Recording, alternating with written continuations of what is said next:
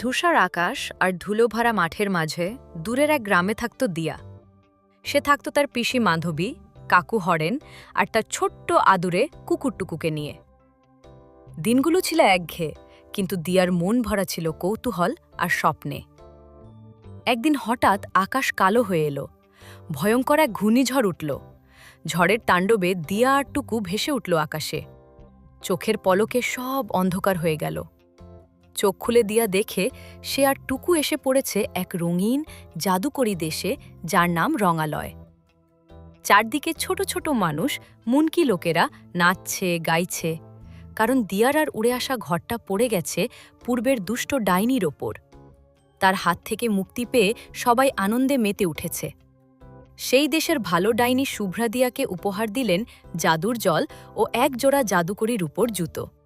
তিনি বললেন, তুমি যদি বাড়ি ফিরতে চাও তবে তোমাকে যেতে হবে মহা জাদুকর অজরাজের কাছে।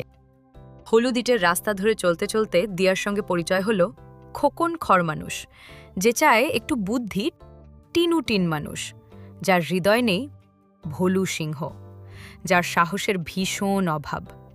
চারজন মিলে শুরু করল এক রোমাঞ্চকর যাত্রা।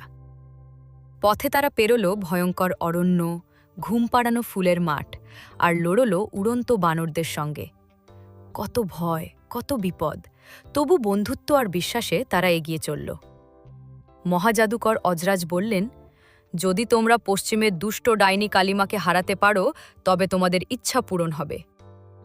ডাইনির দুর্গে গিয়ে এক দুর্ঘটনায় দিয়া তার গায়ে জাদুর জল ছুড়ে দেয়, আর সঙ্গে সঙ্গেই কালিমা গলে যায়।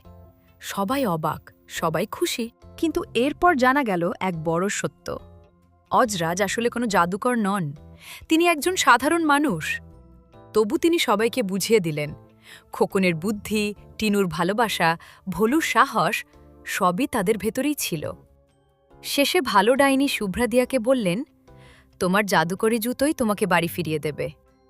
দিয়া জুতোয় ৩ বার টোকা দিয়ে চোখ বন্ধ করে মনে মনে বলল, আমি বাড়ি যেতে চাই। চোখ খুলে সে দেখে সে আবার তার ধূসর গ্রামে, পিসি মাধবী, কাকু হরেন পাশে দাঁড়িয়ে। দিয়ার টুকুকে জড়িয়ে ধরে বলল, বাড়ির মতো জায়গা আর কোথাও নেই।